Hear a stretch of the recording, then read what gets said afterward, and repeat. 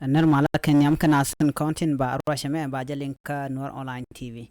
en wala shanka bada ka faydi ron kina daraw de jandang roydon wan ala rabal nga jan gwasa ma inshallah no shaman kana gaat nuer dang bang man karam kel milarani kuatöria cha ka page murlëëni en tema inshallah no shaka jek kapi bor en wala shanka bada ka faydi ron kina daraw jandang roydon wan ban leer me ban jalink kel ka dob dana de kon linga ja mi jira ma jidit ngot kan kono re rajadan bana queen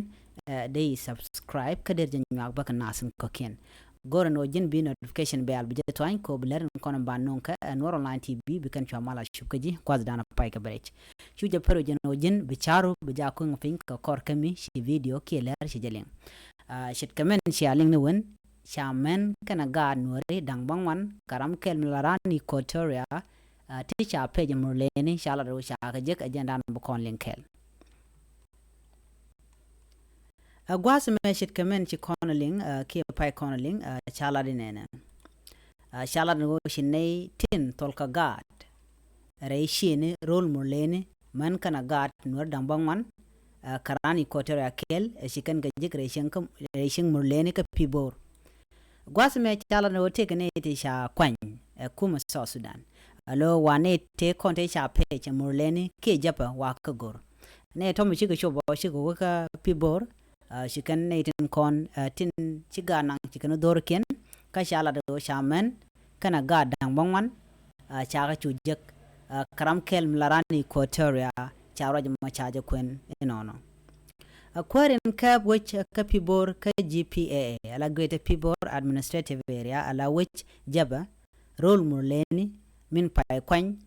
wuda mashwale gola boyoy gola nyertet gola boyoy gola nyertet ajaram dan la quarantama men cap greater pibor administrative area shela no bagat kana men dialte cha page eneke bagaloch jiken alo gorjen en wo bamal baje nyoko luni kam murlëëni kane de konan tiek ke win murlëëni ki wedian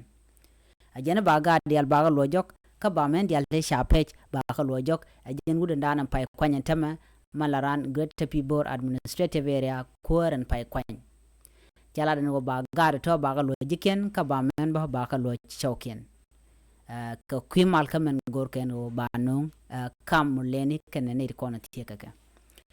ken gaat ken men to tol ka ke li kwangole jen woja danen waje ka ga toten jen gwaz danen wa tul ka sha ga to cha ga jigre shin nenten content chicken tin chika kok kene te konte wa ga pe gwan te kon wukan gi jekten ka kobo ne tin cha jek shot ken cha lat gwasame la ne tin konen cha ke murlëëni tin cha khlo jek ka pibor ke wajaba gwatame kene to ne ya la do ken kolga ka ki pega ka wuror bana shot ken bana ga chulin kel ramanyam gwasame chala do nyadak lam ngwanjuk nyadak lam ngwanjuk chaja pe kana gade mi tot pega ka pere chala no shiwda mi shale shol ba wankang en nyadak lam ngwanjuk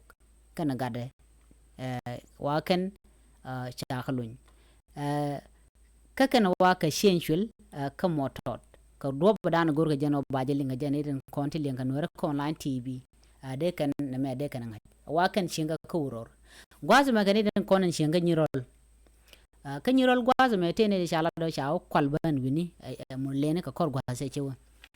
ramen nyam nyandut rotcom ka baryak nyandut rotcom ramkel ka baryak me shanang murlëëni jente ka nyirol nyeduel rotcom kana gada metot ka baryak ba cha kanang kaneten kone chanang kanyirol no re wika ko bo gwasame chala no cha nyaku mut ras del kana gada metot metaka ron kel cha ka pe kan tam cha ka jek cha rojo mo cha je kweni no ramare oda ka ko bo nyayan shol til shoot kamishale galak tok dew ka shembol ramkel mi cha nyok jek ba en gwad dan en chi ne den kono tol ka gadin cha pe murlëëni chicken ko jek chicken men ngay no chala ne bangwan kamen ti cha jek rama diodin tudbur kie tambur dol metot metekarun dang diej charai ke tongna da gwa ko dobran chala ke je ko ngoda kuye te karun di karudin kace shodi ne ka ba shodi ne ka pande wace ka parwe ko dobran chala ke je chala tumbor ken nay to cha ka je ka pibor rol murlëëni ba ka loch re loka cha roje mo cha je kwen kay no ba cha gaat ken men ko kien ba cha ka je re ching murlëëni no mone nil luang lil kwangole ajen gwada dan ne je gatoten dundo cha ka pin ne te pekeke ken ko na cha je re wijin wini te nuääri ba cha ka pin lo cha gor ba ka lo jok ne ko na shi ka pe la kan ngong no kor chikan logo no bi ka gaat ken men to bikin ka top ke bikin ka kam ku ma so Sudan na me ajen lere danen di linga jen gwasame gwada dan lat ke lere metin e biya kel media ka Facebook mu gor jen o broñ mi dit biyo jek bi ka biya kel media bu do dan ci rek ma ca to ko je bi ci jigen wini na me ajen lere dan de kono ling ka jen gwasame ene biya te kamal bye bye cu je paro jen o jin bi je nyaka nasen ko kien ko bu lere te bikin ko mala cu gonten gor kon ke no de ko woten en biya te mal